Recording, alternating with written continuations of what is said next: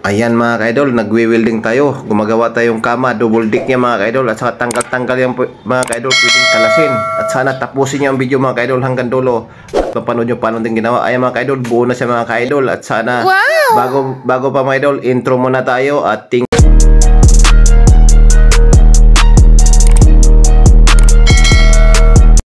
ayan mga ka-idol, ayan yung ginagawa.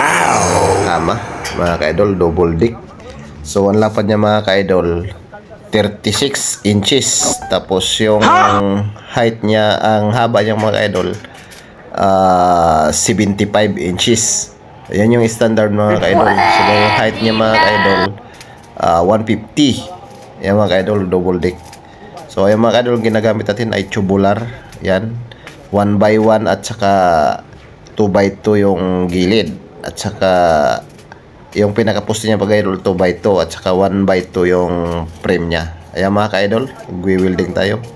Kaya mga ka-idol, mga kontraksyon, shoutout sa inyong lahat at salamat sa patuloy na sumusuporta sa ating mga video at sa ating mga live.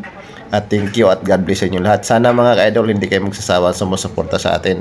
Mga kakontraksyon dyan, sipag lang at syaga, laban lang sa buhay. Ganun talaga ang buhay natin bilang isang construction worker. At salamat sa inyo. Kahit purman tayo mga ka-idol, ginagawa pa rin natin yung nararapat. Kasi alam niyo naman mga ka-idol, ganun talaga ang buhay. Kahit mahirap, lumalaban tayo para sa pamilya natin mga ka-idol. At sana hindi kayo magsawa mga ka-idol na sumusuporta sa ating mga gawain sa araw-araw at saka tumulong. Yan mga ka-idol, at sana paki-share naman mga ka-idol yung ating video at paki-like sa mga hindi pa nakapag-follow sa atin, paki-follow naman at salamat sa inyo. Ayan mga ka-idol, kakalasin natin yung kama ginagawa natin mga ka-idol. Kumbaga pwedeng kalasin siya. Ayan mga ka-idol, nakita nyo, kakalasin natin yan kasi tapos na.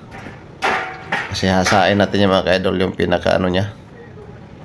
So, ayan mga ka-idol, yan yung lapad ng ginawa natin. Ayan. Ayan mga ka-idol, mag-isa lang tayo gumagawa yan mga ka-idol. Buti yung isang driver dyan mga ka-idol, tumulong sa atin, naawa siguro sa atin. So, ganun talaga mga ka-idol.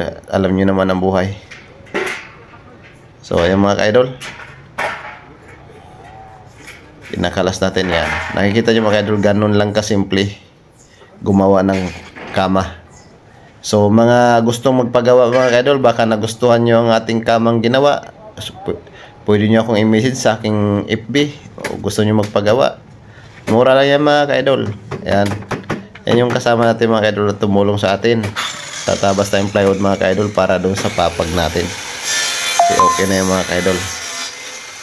Ayan mga ka-idol, circular gamit natin para mas mabilis kaysa lagari mga ka-idol. Yung dabis sa makina mga ka-idol. Pag may makina ka, mabilis yung trabaho at saka kailangan mga ka-idol, alam mo yung ginagawa mo. Yan ang importante mga ka-idol. Sa mga walang alam dyan, panoorin nyo ang video o paano natin ginawa. At sana mag-comment kayo kung nagustuhan nyo, kung anong mga sukat-sukat na mga ganyan mga ka-idol. Yan yung sapin ng papag natin mga ka-idol, yung kama nya. Plywood na 1/2 mga ka-idol ginagamit natin para sigurado matibay, hindi siya nadudurog basta. Ano siya yung sukat natin mga ka-idol para tatabasin. Buti yung isa mga ka-idol, tinutulungan tayo, naawa sa atin kasi nag-iisa lang tayo. Yung mga ganyan tao mga ka-idol, yung kumbaga marunong umintindi sa kapwa. At saka alam nyo na yung nahihirapan ka mga ka-idol pag ikaw lang mag-isa. So tinutulungan tayo at nagpapasalamat ako sa kanya na kahit mag-isa lang tayo mga ka-idol, sumusuporta pa rin siya. So, ganun talaga mga idol, kahit mahirap ang buhay, kahit ikaw na lang mag-isa mga ka-idol, laban lang sa buhay. Ganun lang talaga. Para kumita ka ng pera, para may magastos araw-araw at saka may mapakain ka sa pamilya mga ka-idol. Sana God bless inyo mga ka-idol sa mga patuloy lumalaban sa buhay at saka nagsisikap. Basta pareha lang ginagawa natin mga ka-idol, laban lang, wag lang tayo magagabyado sa kapwa. Importante mga ka-idol, kumikita ka ng pera sa malinis na trabaho, sa malinis na paraan. Ayan mga idol, at sana paki-share naman ang ating video at paki-like, paki-comment sa mga nakagusto dyan kung saan man kayo sulok ng mundo.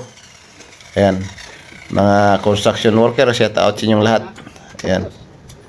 At sana mga ka-idol, balang araw makikita nyo rin ako sa personal, mga hindi pa nakakilala sa akin, mga sumusuporta na patuloy sumusuporta sa atin, mga followers natin. Ayan mga ka-idol, tapos na yung kama. Ayan, nakikita ng mga ka-idol. So pasensya na kayo mga ka-idol, hindi nyo nakita na pagbuo natin kasi hindi natin nabidyohan, pero sa ito mga idol, tayo lang gumagawa niyan. Walang iba akong katulong mga ka-idol, ako lang mag-isa niyan. Saka tinulungan tayo niyan mga ka-idol, yung kasama nakikita nyo, tinulungan tayo niyan, naawa sa atin. Ayan mga ka-idol, sulit ba mga ka-idol? Comment kayo sa taas kung tama ba yung ginagawa natin o maganagandahan ba kayo. Ayan mga ka-idol, na lang ang kulang mga ka-idol. Pag may pamilya, mga kasama natin mga ka-idol, mga gumagawa ng poster, mga tarpaulin, nagpe-frame sila mga ka-idol.